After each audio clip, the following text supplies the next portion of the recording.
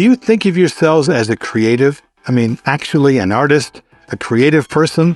Hi, it's Bill. It's Creative License, and thanks again for being a part of my little dog and pony show.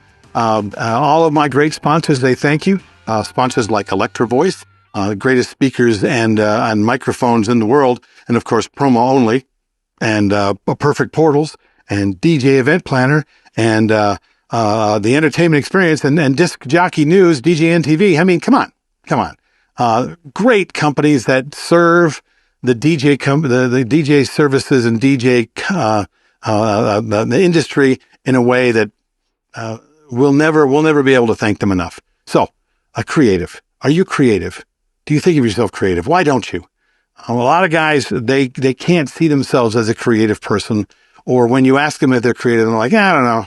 I mean, how creative is it anyway? We're just playing music, right? Or we're just doing this, or we're just doing that. Or they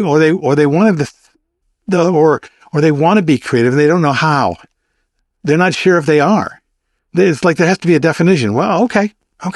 So if you need a definition, let me give you a few ideas of the kind of people that are creative. Are you easily bored? Are you willing to take risks? Are you that? Huh? How about if you're a person who doesn't like rules? Or if you ask the words, what if a lot? Do you like make lots of mistakes? Do you like to collaborate? Are you generous? Are you independent? Are you experimental? Do you like to experiment? Do you motivate yourself? Are you motivated by others? Do you work hard? Are you not alone? Do you feel distracted? Do you have a messy desk? Do you have all these? Trust me, if you are all of these things, more than likely you're suffering with creativity. Okay? It's just that we spend a lot of time doubting whether or not what we have is worth sharing. And when you start doing that, then your creativity is squashed. There's a thing in your head that doesn't want to be embarrassed. There's a little voice that we have to deal with on a regular basis in our head that is supposed to be there. This little voice that tells you that you aren't good enough or that you shouldn't do this thing. And it's the same voice that tells you that you should not jump into a pot of boiling water, okay?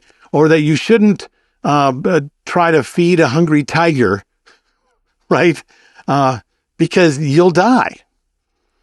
That same voice creates stimulus in the body that creates nerves and cold sweats and doubt, the things that stops us from doing things like touching a hot stove or sharing a creative idea.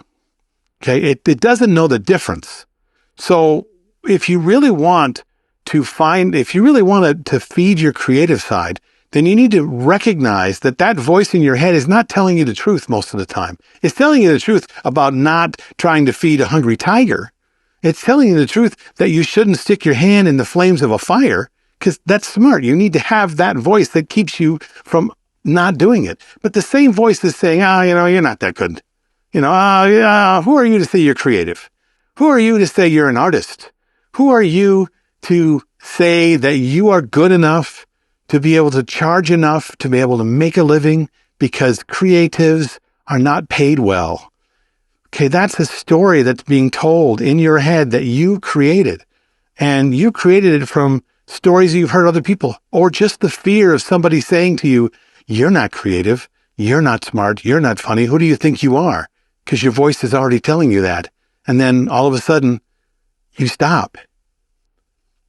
Do yourself a favor next time you get a cool idea, or you feel like you want to be creative, or you are being creative and you hear that voice, remind yourself that voice is just trying. It doesn't know the difference whether or not you should do that, or if you do that, it's telling you you're going to do that, you're going to die. Same thing. So my little trick is when I hear that voice, hey, something, I'm not on fire. This is just an idea I have. I should do that. I thank you for sharing, little voice. And I put it to the side. And then I do it anyway. The whole idea of being courageous is not because you're a courageous person. It's because fear is going to be there no matter what.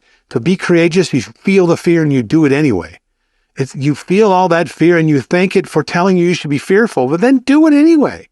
Because you're never going to know. And every idea that you have, they may fail awfully, but not all of them. And in the middle of even the most failed ideas, they were creative ideas. And you are creative. What do you think? Tell me what you think. Write it down in the comments below. I'm Bill. This is Creative License, and I'll see you next week.